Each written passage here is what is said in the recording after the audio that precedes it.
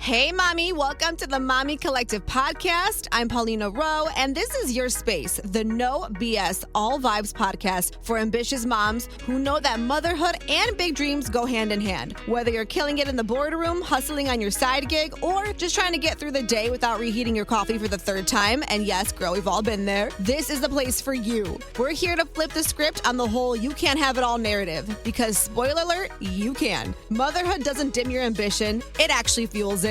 And we're going to talk all about it, the wins, the struggles, and the moments that make you say, damn, I am really doing this. So buckle up, boo. We're diving into real talk, inspiration, and the occasional hot take to keep you fired up and thriving. This is the Mommy Collective. Let's do this.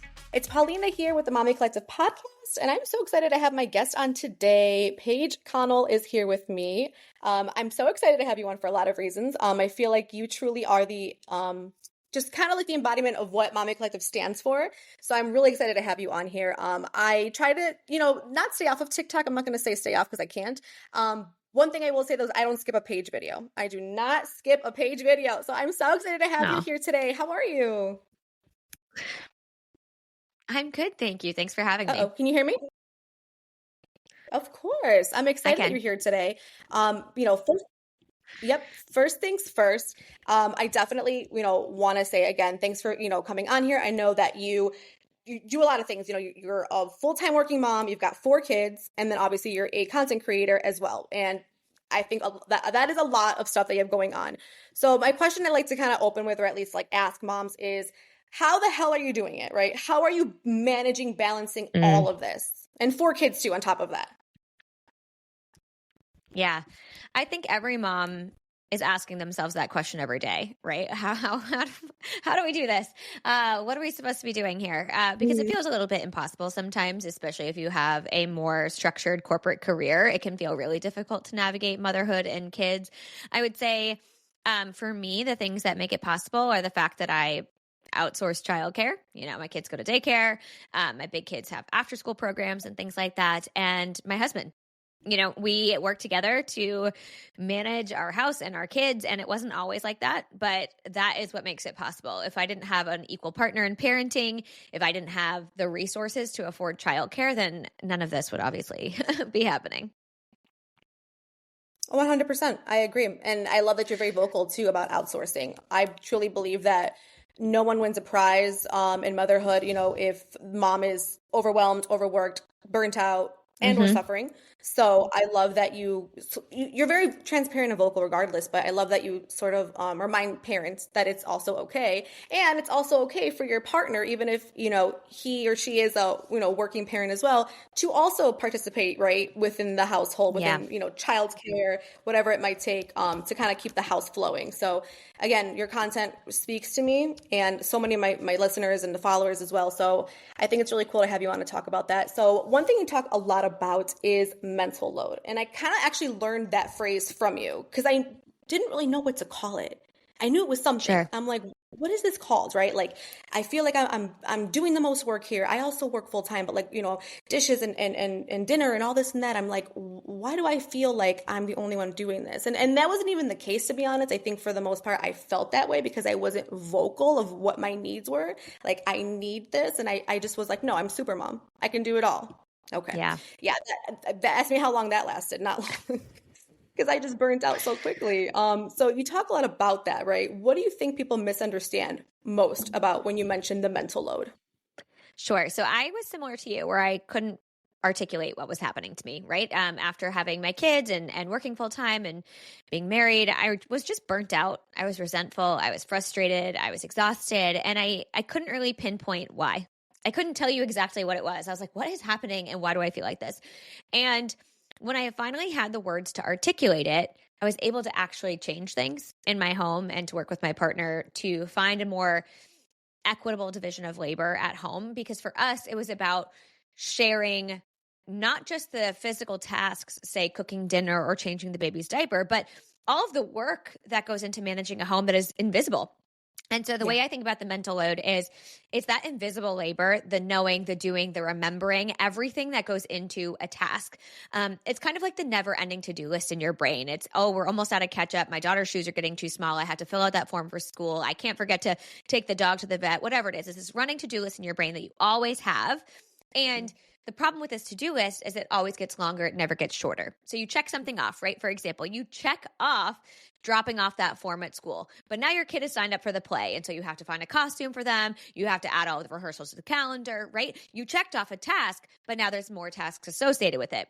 That's the mental load. And so when I think about it, oftentimes I think this word itself is very triggering, especially to men in particular, because I think they hear the word mental load and they associate it with women. And that's because women do a disproportionate amount of the mental load in a relationship and in parenting. Correct. And they think, well, that isn't actually very hard, right? Like, I don't know, making dinner is not that hard, but it's not about the dinner, right? It's not about just cooking dinner. It's about being the person who is responsible for deciding what's for dinner every single night. And then when people complain about it, coming up with new ideas. And when you have a kid with an allergy, trying to figure out, allergy replacements for them. Like, it's all of that work that often goes unnoticed and is invisible. And so that is how I think about the mental load. And I think most women, when they hear it, they're like, yeah, that is what I'm doing. Yes, and I think you're right. Like well, for me too, and I'll speak for myself, like I couldn't articulate what that was, right? Or like what that feeling was. So when I started hearing you on TikTok talk about mental load, I felt like not only did I resonate with it, but that was something that I needed to like kind of like shift my mind and like, you know what I mean? Like be more vocal of like my needs, but also, I don't know, like I'm gonna be very honest, right? Because I'm a new mom, so I have like a 10-month-old, and when I had her, um, I just felt like I couldn't be away from her, right? So like for Yeah. me, it was really hard to like hold a newborn baby, but like, take a shower, which was almost impossible some days, right? And then, like I want to cook this and I want to do the dishes and she would drink out of bottles, so I had to also clean the bottles. It was just like always something to do. Mm-hmm. But and I do own this a little bit. Like I felt like I didn't let my husband really parent or like do that because I felt like I should and I could be doing this. And Mm. even though that may or may not be the case, I still felt like my biggest mistake was just not being straight up of like this is what I need, and also letting him kind of step in, because I feel like a lot of I saw a study that said like millennial dads are like stepping up or whatever as opposed to like previous generations, and I love that, and I'm so happy for that that's happening in our generation because I don't think that was the case. I'm not gonna say for all dads, but majority, right? Households, I'm sure like could relate to that. So yeah, for me, learning the mental load and understanding that it's okay to like, kind of like delegate tasks, even if they are like, think of what's for dinner. Like, I don't want to think what's for dinner. I really Yeah. don't. My brain is Yeah. fried today. I'm done. I've had enough. Because these little things do add up. So I do agree with that. For you though, Paige, I'm curious, how has the mental shift kind of or the mental load shifted for you over time? Was that Mm. like something that was kind of overnight? Like, was it No. something that it made you have like a breaking point? Like, what was it for you? Yeah, no, I reached a breaking point transparently. I mean, I think my husband and I went through the experience that a lot of couples go through, which is I would tell him, "Hey, I need you to do more." And he'd say, "Okay, I'll do more." And it was this like vague conversation, like, "I'm going to do more." And I say, "Great, thanks." And then he would do more kind of, or he would do more of the things that didn't actually alleviate the mental load for me. Mm, And then we would end up having the same discussion a week later, 2 weeks later. And it felt like we were always arguing about the dishes or the trash or the laundry, when in reality, we were arguing about the mental load. But I didn't know how to articulate it. I didn't know how to tell him what I truly needed him to take on. I would just say, "Stop asking me what's for dinner and just decide," right? And I would just get mad. mm, And so our early conversations around this were not very productive. And I think that is something that a lot of couples experience. Um, and so, no, I reached this breaking point. There was one specific day where everything kind of snowballed. He didn't take out the trash. He forgot to empty the dishwasher. My entire morning was ruined. I had 4 kids and a 2-month-old baby at the time. And I was like, I'm done. I'm done with this. I need to figure out a different solution, or I need to be done with this relationship because I am so stressed out. And I think that it sounds dramatic to people, but when you feel so incredibly overwhelmed by the work of parenthood and the mental load associated with it, sometimes it does feel like it would be easier just to do it alone because then you're not getting let down by your partner. And what ultimately happened for us was we decided to sit down and hatch out a plan with a goal in mind. And the goal was to share the work more equitably. And the way we did that at the time was we started with Fair Play, which is a book by Eve Rodsky. But she also has a game. And this game really helps you kind of assign the tasks and the mental load to yourself or your partner. And so it has like 100 cards. I put them into a spreadsheet, 100 cards. Each one says something like cooking dinner, cooking lunch, buying birthday presents, like everything, the nitty gritty stuff. And you dole them out. And what we did at first was we said, okay, well, who owns this right now? And that's kind of our starting point.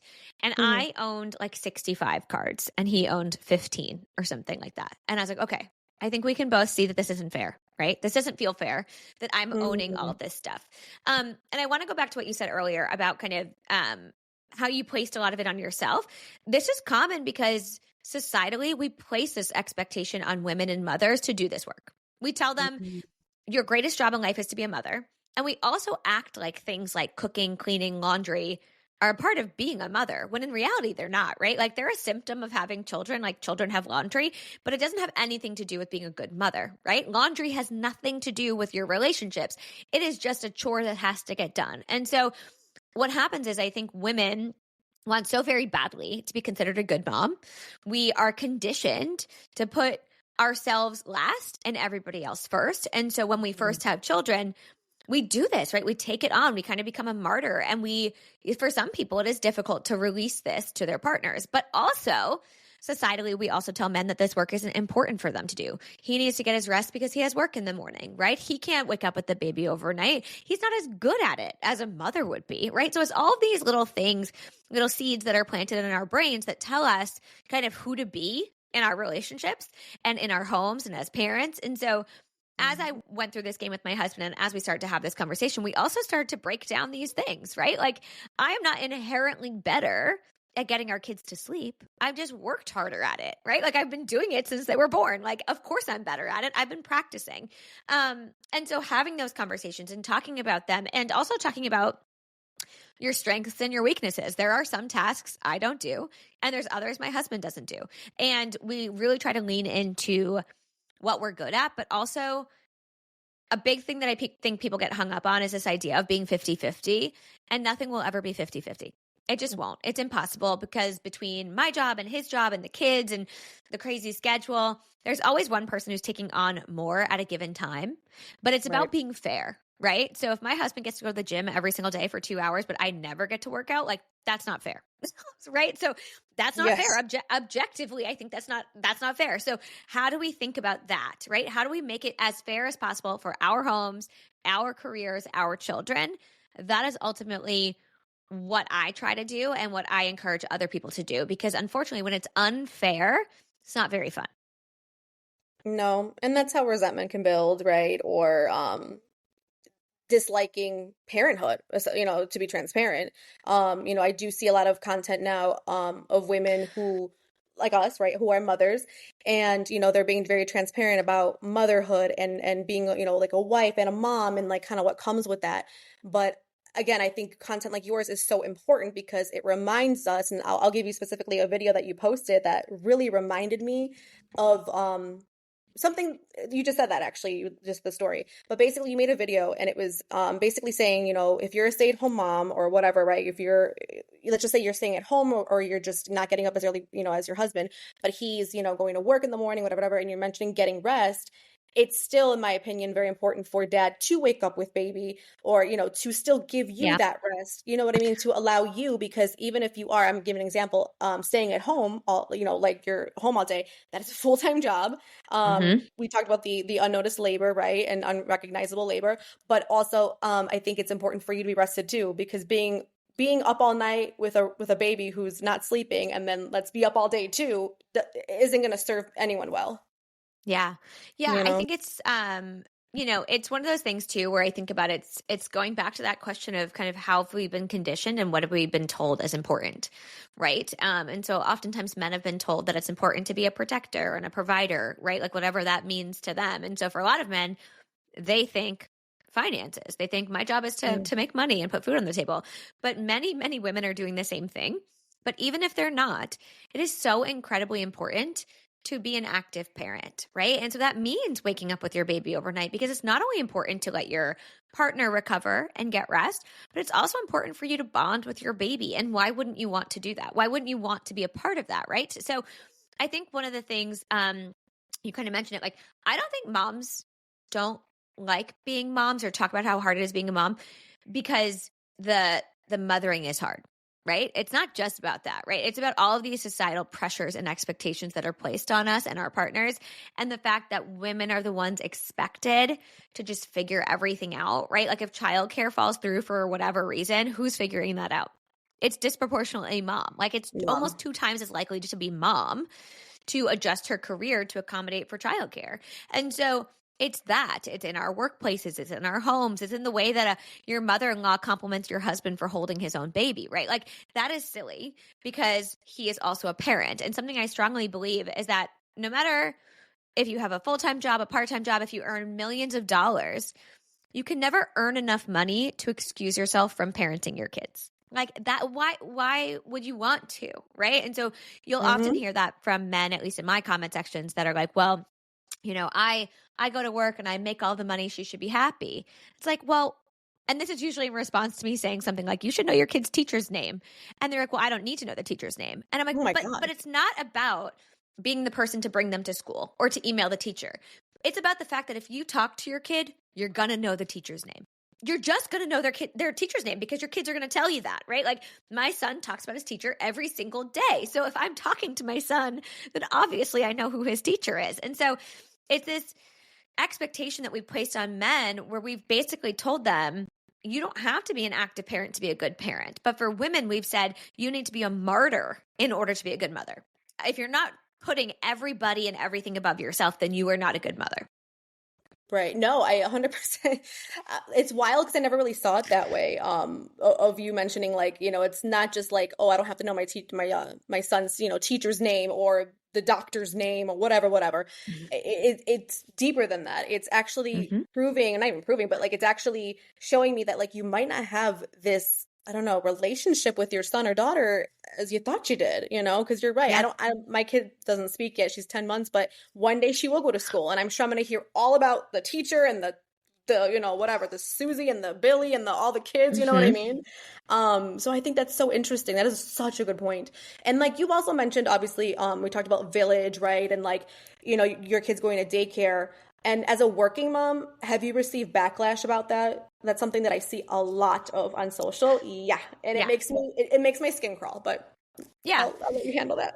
Yeah, why are you letting other people raise your kids is essentially the thing. It's like, oh, being a mother's the most important thing. Why aren't you doing it? Why doesn't it make you happy? And it's so interesting because, again, we don't say this to men. Why is it not as important for men to spend time with their kids? I don't understand that. And so, yeah, I mean, that's the patriarchy and the misogyny of it all. People do not want women in the workplace, but there's a lot of reasons women want to be in the workplace. One, it gives them a sense of purpose, right, outside of motherhood, which I think most mothers want. Even if they're a stay-at-home mom, you'll find that a lot of stay-at-home moms pick up a hobby, or they work very part-time, right? Or they have this like side hustle, because I think most people want to have some sort of purpose that drives them outside of simply being a mother. So that might be why. But also financially, a lot of women are not willing to give up their financial freedom because there's a lot of risk associated with relying on a partner financially. And that's not just because of things like divorce, but disability and death. Like anything can happen, unfortunately. And women often have financial insecurities simply just because they're married with children. And so it's important for a lot of women to remain in the workforce for that reason. And I don't think some men like that, because obviously it's kind of about money and power, and women have often been told not to prioritize those things. But it's really interesting. I think there's that narrative, right? Of if you pay for childcare, then you are a bad mom and you've let somebody else raise your kids. But it's interesting because if a woman goes to work, but her mom watches the kids, grandma watches the kids, there's much less judgment. And I understand that in a sense because it's quote unquote family, you're not paying for it. But the hard truth of the matter is most people don't have access to family support. That is still relying on the unpaid labor of women because it's almost always grandma, not grandpa. And Correct. Grandparents and family members are not necessarily good caregivers, right? Like they're not necessarily equipped to care for your children in the way that a child care professional is, right? Sometimes it's better to have a nanny or daycare for your child developmentally and socially and all of these things. And so, Yeah. but yeah, I think we're conditioned to think that women should constantly be doing unpaid labor. And that again goes back to the childcare thing, right? It is a full-time job to raise children. It takes a ton of effort and time. And unfortunately, also a lot of women don't want to sign up for being a stay-at-home mom because it's a 24/7 job. Because again, we place that expectation on them like it's not real, it's not hard work, so they don't need breaks. When in reality, they absolutely do. It's the most exhausting job in the world. I always said, and I was only on maternity leave. I know this is terrible. Don't judge me. I couldn't wait to like go back to work, to be completely transparent. Sure. I was like, I kind of want to go back and like, we had a good setup. My husband's a fireman in Chicago, so like, he was able to like take his like time off and it worked out. And I have like, his mom and my mom are like, we're all in the same neighborhood. It's like Mr. Rogers' neighborhood. I swear to God, they're Cute. 5 minutes away. So like it works out, and like that's why I 100% agree with what you're saying, because it's like I understand. I'm so aware that that's not everyone's situation, But I was like, okay, if this works for us, because I always say do what works for your family. I was like, I'm gonna go back at 6 weeks. I did. It was me and my diaper. We went back to work, and I swear, like my whole thing was like, I know it was not on a real, I don't know, like a stay-at-home mom kind of thing, it wasn't really like a real stay-at-home mom, but obviously I was on maternity for 6 weeks. And oh my God, and that baby was just 6 weeks old. So my baby was tiny. She wasn't even like running around yet, nothing. And I felt like this was the hardest job I've ever had. And I've worked, midnights, I've worked mornings, I still work early mornings, I've worked all crazy hours. And I'm like, this is the most exhausted I've ever been. And we don't give stay-at-home moms enough credit. And that was when I already knew that, like deep inside, I'm like, I already knew this. But when you experience it, it was a whole different ballgame. Yeah. Yeah. It's exhausting. I mean, I only ever got 8 weeks with my kids. And I wish I'd had longer, but also a part of me was excited to go back to talking to other adults, right? Correct. Go back to doing something outside of making bottles and pumping, whatever it was, right? Like just kind of get my brain working in a different way. And I think a lot of people, whether it's paid work or unpaid work, are looking for ways to kind of find purpose, right? And I think that's great. I understand why some women want to go back. Also, I think there's like, for me, I put a little bit of pressure on myself. A week postpartum, I joined a call with my baby. I remember doing that. I joined a call with my baby because I didn't want to miss out on what was happening because I was afraid of the repercussions of that and what that would mean for my career. And I think a lot of women also have that in the back of their mind, whether consciously or subconsciously, because there is a motherhood penalty, right? When we have children, we are seen as less reliable. We are seen as less loyal to the company, less hardworking, simply because we're mothers. And they assume correctly that our children will take priority because they should. Yes. But they assume with men, they will be more hardworking. They will be more loyal. They will be more dedicated to their job simply because they're fathers and have a family to provide for. Right? And that's the narrative, right? When men work, they're providing for their family. When women work, they've abandoned their family. And we have very different ways of talking about that. And that is why so many women, we've just recently seen it in the news. I'm here in Massachusetts. Our mayor just had a baby and she was back at work 2 weeks postpartum. We saw the basketball coach who was back at work, right? Like all these coaches are going back to work, these women, because they have to prove essentially like, I can do this job. I can do this job and be a mother. I'm just as dedicated. I'm just as loyal. And we don't ask men to do that. And I think some of the harm that comes from that is that men don't step into parenting in the same way that women do. They don't take their paternity leaves. They don't take sick days when their kids are sick. They don't do that work. And that feeds into this narrative that women are less reliable, right? And so when I talk about all these things, it's not just for the benefit of women. Obviously, I'm talking about women, but also men. Like most dads that I know want to be more involved in their kids' lives. They want to be able to take paternity leave, but they don't because they're afraid of the repercussions. And what they don't understand is that when they don't take it, the repercussions are worse for women, right? Because men don't take it, women do, because women have to, because we birth children typically. And so it's this like hamster wheel we're all running on and we're not getting anywhere. Like, no, we're not going anywhere when we continue this. So there's a reason I talk about all this so much is because I just really want to help equip people with the words to describe what's happening so that they can hopefully make changes at home, but also at work with their partners, with their friends, right? Call out your friend who had a baby who had 6 months of leave and he chose not to take it. Call that out and say, hey, why aren't you taking your leave? Like, you have it. And by you not taking it, you're furthering the impact of things like the motherhood penalty. You're making it harder for moms and you're making it easier for dads. Like, take your leave, right? No, that's real. It's something I think about pretty much every single day, are these kind of double standards that exist. And there are many, obviously. Yeah. We've been going over so many, but this is like something I think we got to talk about, especially like myself being a new mom. And, I know like I have friends who want to be parents, but like I'm so transparent with them and like really honest of like, if they ask for advice, I don't ever give unsolicited advice. I don't want to. And like, I love my friends and like I'll give them advice, but sometimes I feel like they're like, okay, it's enough out of you. But I just feel like I'm obviously, I'm wearing these shoes, right? I'm wearing the big girl pants here. I'm doing the damn thing. I'm working. I'm a mom. I'm doing obviously Mommy Collective, all these things that I'm trying to accomplish.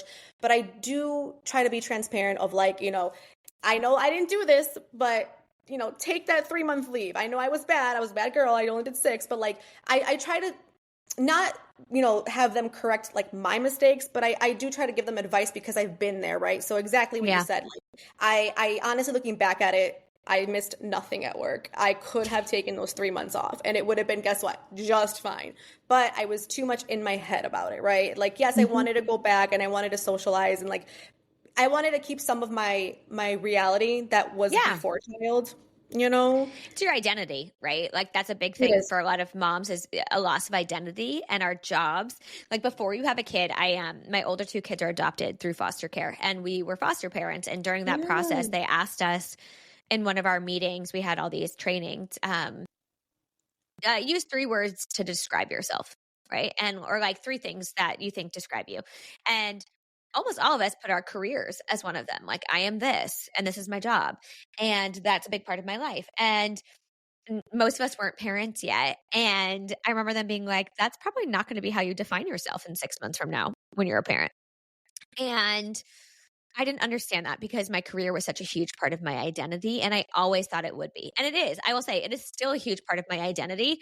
It is nowhere near the most important part of my identity now that I'm a mom. Right? It's not the most important thing. I've changed my perspective on my career. I'm still super ambitious. I have a lot of big dreams, but especially newly postpartum, like I still wanted that identity, which is why I went back for that week 1 call.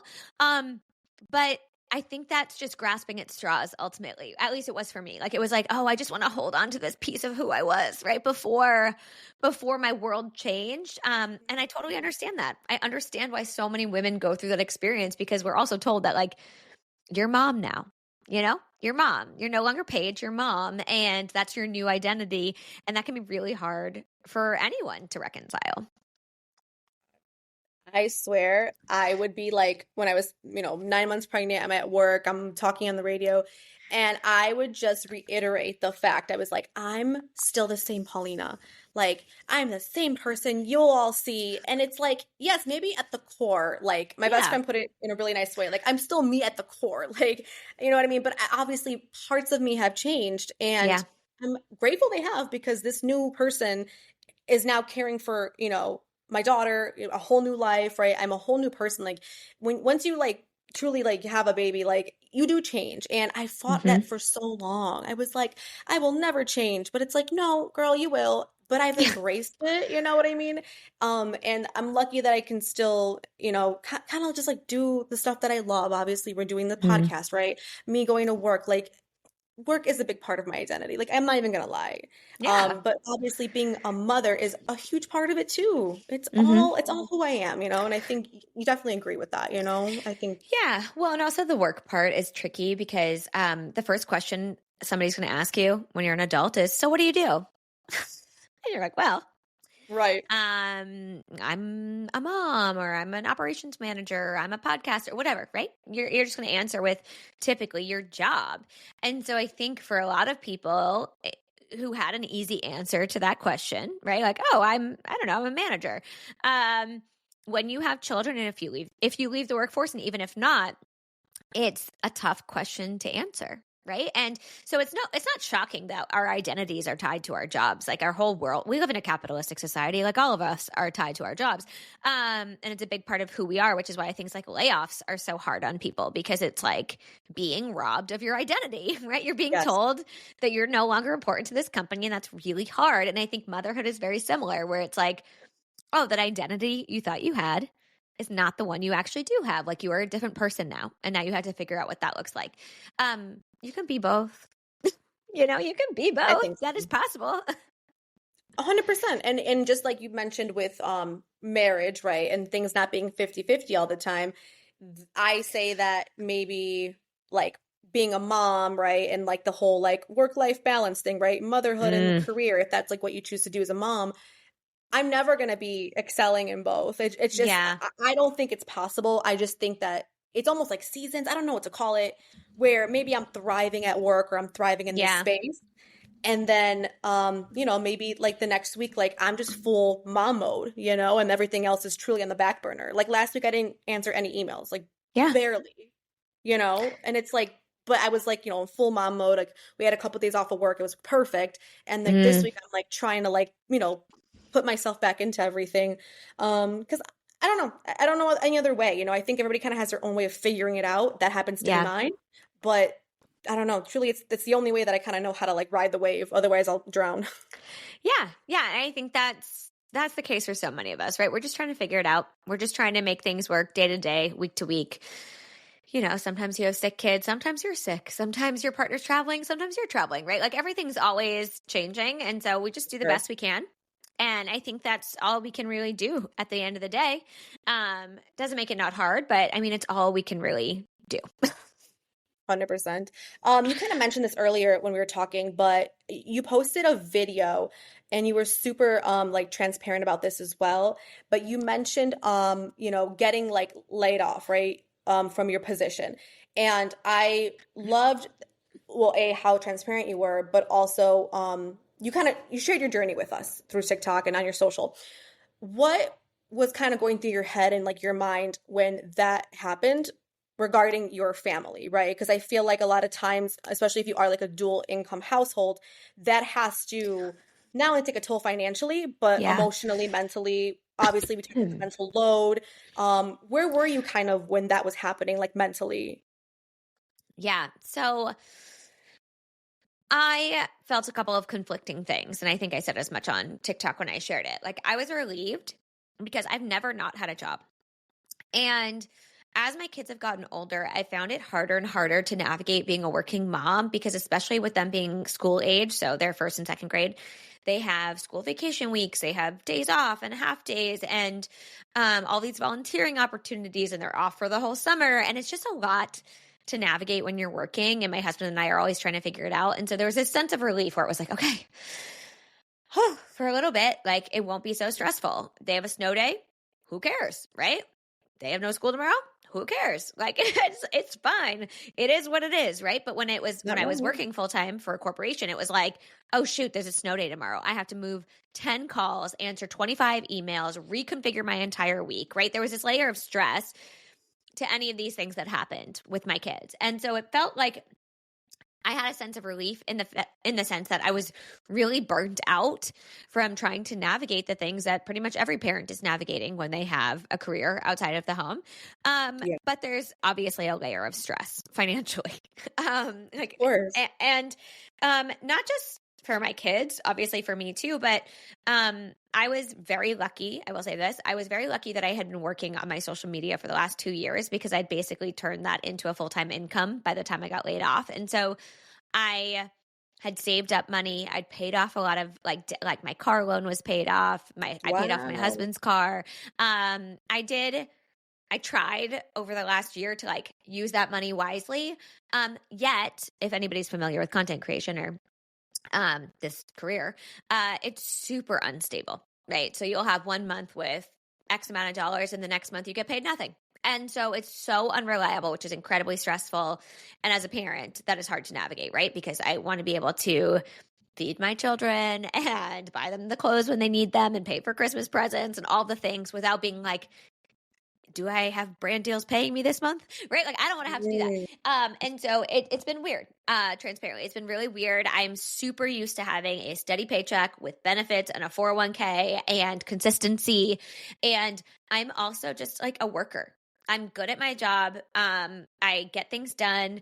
I'm efficient. And I liked being that person within a company, like the reliable go-to person. And it is weird now to work for myself and not have that external validation of like, oh, Paige is doing a good job, right? Like, I don't get that anymore. I don't have coworkers anymore, which is a real bummer. So like that sense of identity. I loved being able to show up, and even if it was just on Slack or a video call, being able to talk to my coworkers and have like a little community outside of my home because I work from home.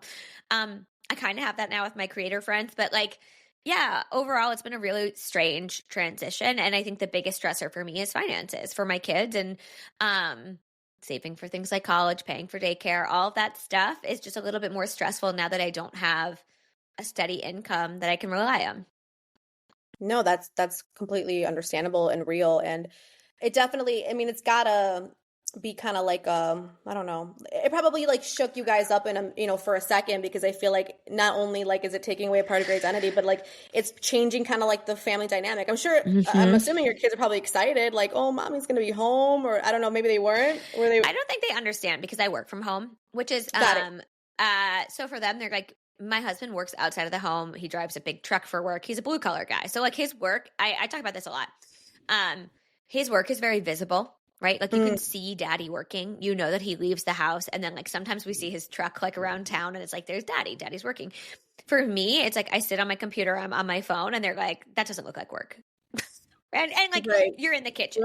And so I think it's funny because I don't think, I mean, my kids are young. They're all 7 and under. Like, I don't think they quite understand what work means for me versus their dad. And I think that's a conversation that I also have just in general of like, this conversation about equity. It's like work is work, whether you're driving a truck and fixing electricity or you are answering emails, like we're all working. That work is valuable. Our time is valuable. Right. And so, yeah, my kids are happy that I can do things like my daughter goes to speech therapy 3 times a week at like 10 a.m. in the middle of the morning. I take her back and forth to that. And like, there's no problems with that. I don't have to worry about it. That's nice. Right. Because otherwise I'd have to arrange something different for her. And so, yeah, there's things that are really great for me. I don't know that my kids quite understand it though. Which is totally. fine. Yeah. No, I mean, right. I mean, they're little. They're totally little. get that. They're little. But they're very lucky, I think, to have you. I mean, be home. I know, obviously, like, there was a shift in work and everything, but I think that's got to be kind of fun, especially right now. So I had to ask though, your husband's blue collar, right? Blue collar worker, and obviously you work from home, like on your phone and on your computer. Yeah. Have you guys ever like had any, like, I don't know if it's miscommunication or what it would be, but did he ever question you of like, what is it that you do? Because I feel like my husband's a fireman, and sometimes I'm like, I'm not just like playing on my computer, like I'm not just like on my phone, like I'm trying to like do work. Like, do you guys ever kind of get into it about it, or have you in the past? Yeah, a while ago, a long time ago, and this was not with content creation, this was with my job. I was on my phone, like answering an email or something, and I was in the kitchen, and he was like, you're always on your phone, like get off of your phone. And I was like, I am working. Okay. I am working. And the difference between my work and your work, and similar to a firefighter, is that his day starts at 7, his day ends at 3. That's it. And when he leaves, he's done. Nobody's calling him. Nobody's texting him. He doesn't even have an email. Like nobody can reach him. And I'm like, working in corporate, my day ends when the work is done, essentially. It's not like I clock out at 5 o'clock, and I was at a startup too. So it's like I'm kind of on, and I work across time zones. So like, yes, I'm answering a Slack while I'm cooking dinner because somebody's asking me something and I need to answer them. Like that is my work. And to you, it might look like I'm on my phone scrolling TikTok, but in reality, I am working. Like this is my job. And I had to have that conversation with him at the time, which is like, it is unfair of you to not recognize this as work because it doesn't look like work to you.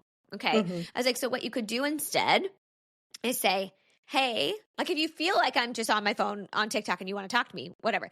But what you could do instead is you could say, hey, are you doing work right now, or do you have a minute?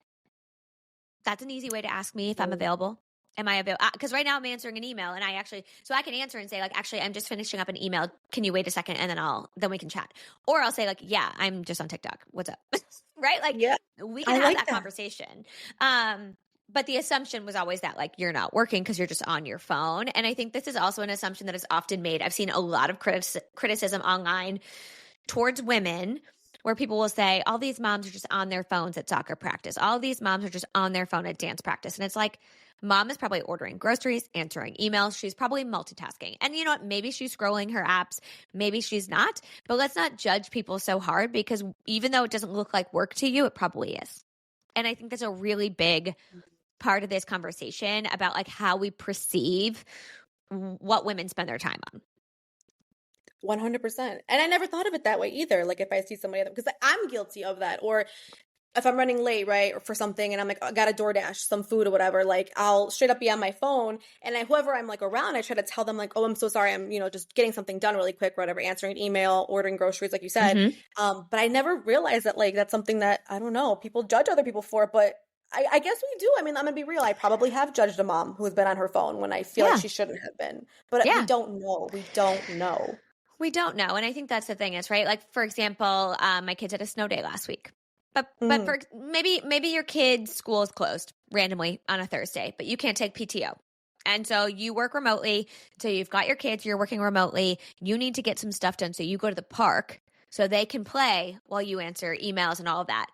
There is somebody who's going to judge you because you're on your phone at the park and not playing with your kids. But what that person doesn't realize is that you didn't have enough PTO to take the day off. Your kid's school was closed unexpectedly, and you're trying to manage both of those things. And this is the best way you could do that, right? And obviously, this is not saying like if your kids are in danger or like too young to be like, obviously, like all the caveats. But like in general, typically, we're all doing our best. Okay. We are all doing what we can here. And most mothers in particular are juggling multiple things at any given time between work and kids and managing a home. And so chances are they're not just on their phone. They might be, and that's fine too. But like if their kids are safe and having fun at a playground, like why do we care? I mean, that's valid. I'm not even going to argue with that. That is so freaking valid, especially because, I'm guilty of it too, just trying to get things done. One thing that I'm like trying not to do, it's really hard, but like I do it because it's like there's no other way, is like I'll have my laptop on me and I'll be doing work and the baby's awake. No one else is home to watch her. So I'll have her down here with me. Miss Rachel is a part of my village. I'll admit that. So I'll have her on sometimes, or like I'll have baby just playing. And I feel like, oh my God, if somebody saw me right now, I'd be such a shitty mom because I'm over here on my laptop, like doing work or answering emails or editing videos, whatever for the show. And then I'm like, okay, but like she's safe, she's here, she's playing, she's fed, she's changed. We're home. There's nowhere more safe. Obviously, I don't have any other childcare options at this moment. And if she needs something, I will put my laptop to the side. Like I'm not like it's not even that serious to the point where I'm like I have to get this done because it's whatever deadline or I got to email somebody, whatever. But at the same time, I'm like, okay, baby's here. She's safe. It's all good. It's temporary. It's a second. Yeah, and I think expectations are different these days, especially on mothers. And you mentioned this earlier, but millennial dads are doing more than ever with their kids, but they're still not doing nearly as much as mothers are. And something we don't often talk about is millennial moms are doing way more than their mothers did. They're working full time, they're taking care of their kids, and the statistics show that a working mom today spends more time with their kids than a stay-at-home mom in the 70s did. So a stay-at-home mom in the 70s spent less time with her children than the typical working mom does right now. So that's wild. When you put it into perspective, it's like women are doing also a lot more, which is no wonder they're incredibly burnt out. Like they're all burnt out because they're doing both. Most homes these days are dual income. So women are working full-time or part-time or in some capacity. Typically, it's actually less likely for a woman to be a stay-at-home mom or a full-time stay-at-home mom. And so, men are doing a lot more and so are the women, right? And so how do we find some balance in our relationships? And I don't mean that women have to figure out how to balance it all. I really do mean that men need to figure out how to participate in their homes in a way that allows their partner to feel supported and to really participate in their kids' lives in a meaningful way. 100% agree. Paige, you've been so lovely and just, I don't know, I already knew you'd be amazing, but I'm so glad that we got to talk. Again, I love your content. I never miss a Paige video. Keep doing what you're doing. if there's any way that I can contribute to, I don't know, like the haters that, because I'm a clapback queen. Sometimes I'll look Yeah. at like comments like in your page or other pages. I'm just like, I would say this, but you guys are a little more classier than I am. I take it to hell as a joke. I always say, you take it low, I take it to hell. But I think at the end of the day, people are going to talk ish, whether it's on, TikTok, this podcast, if they want to leave a Yeah. comment here or wherever, they're going to find misery loves misery. So they're going to find Yeah. wherever they need to go, to whatever, to pretty much do that. But I'm not worried about them. I think the community that you've built, the community that, like obviously Mommy Collective, that, you're here with us today, I think is just so important, like to be able to share stories, obviously share your input and all your insights, which are so valuable. So again, thank you. My last and final question really quick before we go. I kind of just was curious, as far as, the future, legacy and all of that kind of stuff, what do you hope to leave for your kids, right, when it comes to how they view motherhood, marriage, and career? Obviously, you're so outspoken. They have the most outspoken mom that I know, and I love. So how do you hope that, as far as like motherhood and career and everything, what do you hope that your kids take away from this? Yeah. I have one son and three daughters, and I really hope that all four of them walk into a world where mom and dad are both participating, where workplaces view family life as important and valuable and not a detriment to the workplace. I hope there's equity at work. Yeah. I hope that I hope that they're able to achieve, as a millennial, everybody said, like, you can be anything you want. Like, I want my kids to be anything they want, but I also want them to know that it's okay not to have everything at one time because it's not possible. And so I don't want to place that on them. I think as a woman, I was often told, like, you can have it all. You can be a working mom. You can be married. You can do this. And nobody tells you what you sacrifice along the way. And so I want them to understand the work that goes into having it all and what that means and how to navigate that with a partner and how to advocate for yourself in a relationship, both for my son and daughters. And so, Yeah. in our house, we're living it, everybody is bringing their laundry downstairs. Everybody's clearing the table. I don't care who you Love are. it. Obviously age appropriate, but like we're all being held to the same standards here. And I'm making sure that, hopefully as they grow older, they understand also that this dynamic is not going to be the norm everywhere, right? So that they can feel comfortable advocating for other people too. Because I think that's a big part of this. We can do this work in our home. We can work really hard to achieve equity, but society and expectations outside of us and pressures put on us will always have an impact. And so we have to work twice as hard to fight against that. Absolutely. Keep doing all that you're doing, Paige. And I lied. My last and final question really quick. What is next for you? Because obviously, I assume you're going to still be on the old TikTok, which I'm so happy that it's there. I was so sad when they were like going to delete it or whatever, like, banning it. I was miserable for like 24 hours. I know. But I'm happy because I didn't want to lose all you guys. I'm like, I love like the content that I get. I don't know. I learned so much from TikTok. I'm sure everyone says that, but it's just so true. Like, I love it. My favorite. So what is next for you? Yeah, so you can really find me anywhere on social media. I am pretty active on Instagram. I'm on Substack now, so I have a newsletter. I'll probably continue to create other forms of content now that I'm doing this full time. I'm also creating some guides and courses for people who want to navigate that mental load conversation with their partner, so they can always check that out on my website. It is the hardest thing to do when you don't have the words to do it. And so my goal with this is to really just help people have these conversations so that way within their own homes, they can navigate this. And then hopefully once their home is functioning in a way that, allows everyone to thrive, they can advocate for more of this outside of their homes. Because I think when we're drowning at home, we really can't change the world. It's way too hard when you feel like you can't change your home. And so I always suggest we start there. But I'm not sure where I will be in the next month or the next year, but I am excited for the journey. Yes, and we'll be following along. So thank you, Paige. I appreciate you so much, and we'll talk to you soon. All right. Thank you.